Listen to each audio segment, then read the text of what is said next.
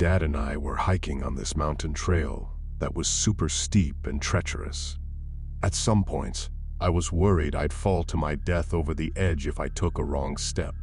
It wasn't a long hike, but super challenging. Eventually, we made it to the top. We had brought food with us, so we sat down and started snacking.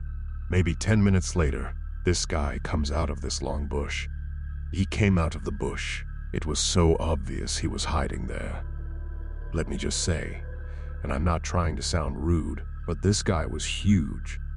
An unhealthy, large man. My first thought was, how did this guy make it up here? Again, I'm not trying to be rude. I was genuinely curious as to how he made it up there. I was out of breath, and so was my dad. The guy was not out of breath. The interaction went like this. Guy, hey, can I sit with you guys? Before we could answer, he sat down on the rock next to us and started talking to us. He was asking the most cliche, creepy questions like, where do you guys live? How old are you? Are you married? I was 14. You're so pretty. My dad immediately stands up, gives me a head nod like get behind me or move away from him, and tells the guy he just wants to spend time with his daughter. My dad was super polite, but I could tell he was thrown off by this guy. We started moving from our area, and the guy said, "Hey you," pretty aggressively. My dad says something along the lines of, "Watch your mouth. My kid is here." We did have a rifle on us, and that didn't seem to register to the guy. He saw it though.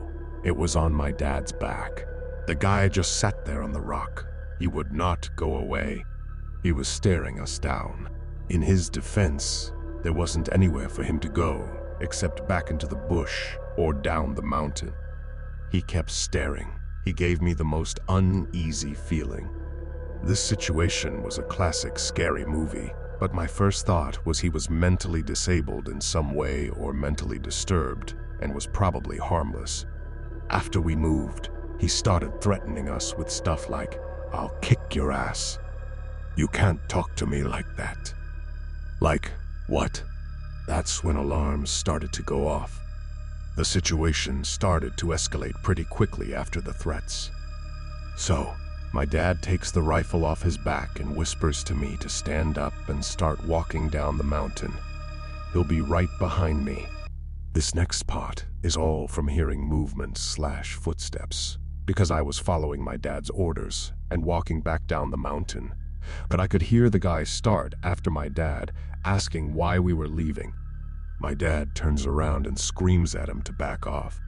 I could hear the click from the safety and thought, is this seriously flipping happening right now? He wasn't trying to be a badass. The gun was for bears. The mountain was known for bears, and we had food on us. After that, the guy finally backed off. My dad caught up to me and told me everything was fine and just to keep walking. We made it back to the car, locked the doors, and drove out of there so fast. To this day, I don't know how he got up there. People hunt on other parts of the mountain and hike there during the appropriate seasons. You legally cannot live on that mountain. There's nowhere to put a house. How long he'd been up there and what in the world his intentions were, I'm just glad we had the rifle. This happened about 2 years ago in the Garden of the Gods in Colorado. I was visiting Denver with one of my best friends, Danny, and we had rented a car for the week. We'd both been there a few times before, but always went north to check things out. This time, though, we decided to head south to the Garden of the Gods. We explored the park for a while, then decided to explore the area a little more. We came across this gravel road that would take us over a mountain pass into a town further north, heading back towards Denver. I believe it took us through Waldo Canyon, where they'd had some wildfires go through years ago. Anyway, we'd been driving for a bit up the pass, stopping occasionally to take pics. We didn't see any other people on our way up and didn't have any cell service. Eventually, we got to a higher area where the road leveled out, and we'd soon start our descent down the opposite side of the mountain. We'd been on this flat stretch for maybe 15 minutes when my friend Danny told me to stop because there were a couple of people flagging the car down, and she thought maybe they needed help. So, I hesitantly stopped the car, rolled the window down, and saw two older men approaching the car. When they got to the window, my spidey sense started sending off all the warning signals. I've worked in hotels for years and have had to deal with a lot of tweakers, and these guys were tweakers. There was no mistaking it. Imagine the men from Deliverance when you picture them. We asked them what they wanted, and one of them motioned to this creepy and crappy white van behind them that was parked on the side of the road.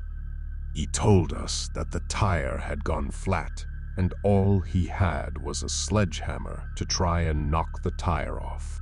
We told him we didn't have anything to change the tire. This is when he changed his story. He told us next that the car had run out of gas. He said his wife and baby were in the van and wanted to know if we could give them a ride down the mountain. At this point, I'm praying Danny is picking up on these stories and doesn't say we'll give them a ride, but thank God she doesn't believe a word of it. She tells them we'll stop on the way down the mountain and let a ranger know they're stuck up there. All conversation is done at this point. I roll up my window and start hauling ass down the road. Danny told me to go faster and don't stop for anything or anyone. She didn't have to convince me. I was driving as fast as I could safely go on the gravel road. We arrived further down the mountain and spotted a ranger's hut. We stopped and told the ranger about the incident and that something was very off with these men. They said they'd send someone up, but who knows if they ever did. This was around the autumn of 2012, and my brother and I were in Oregon for university. We'd gone for a weekend at our friend's place up in Gresham. We used to be neighbors until my family moved permanently to Saudi Arabia, and I missed them a lot. Anyway, our friend's dad decided it was time to take us up to Wildcat Mountain and teach us how to shoot a gun. I predicted we would have fun, and I was right, up until it started going downhill really fast.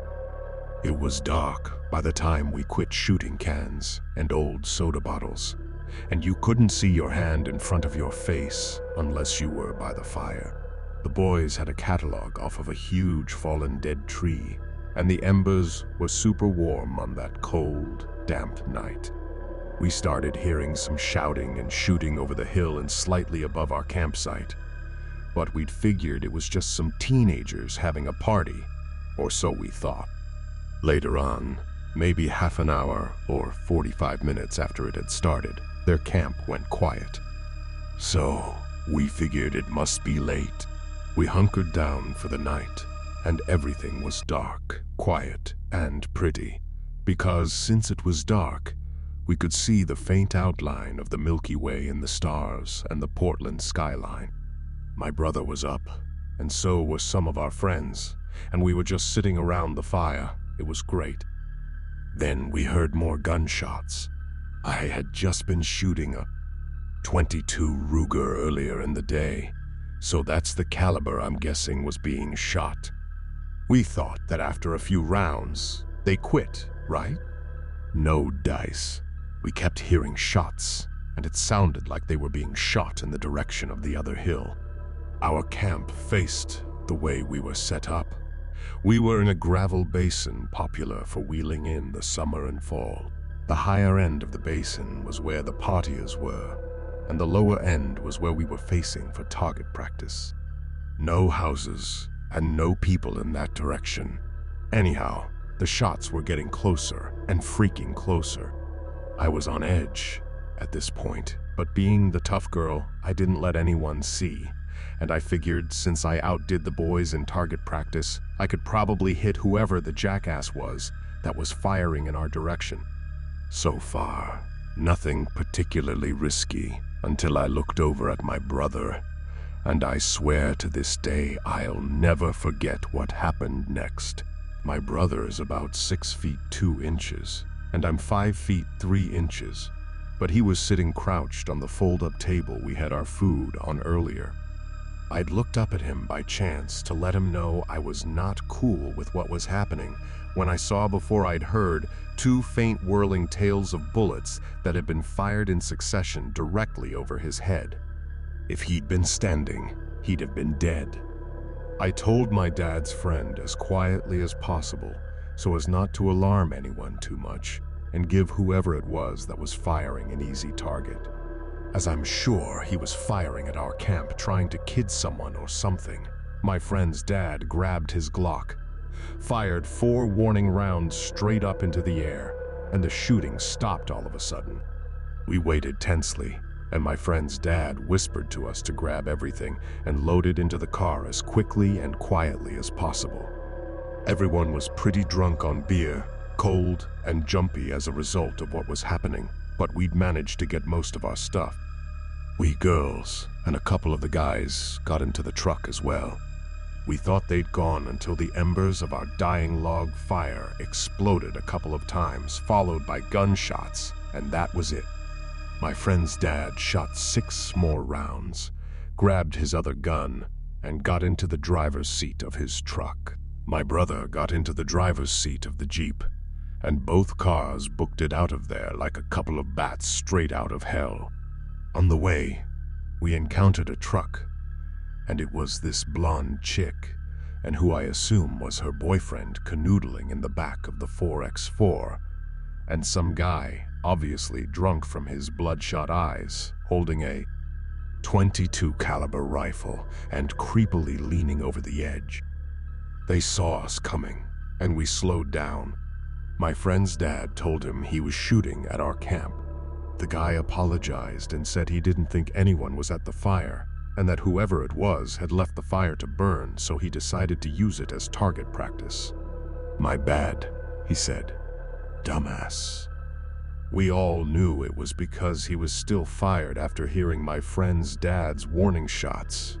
We drove off, only to notice a few moments later that the creepy guy's truck was tailing us.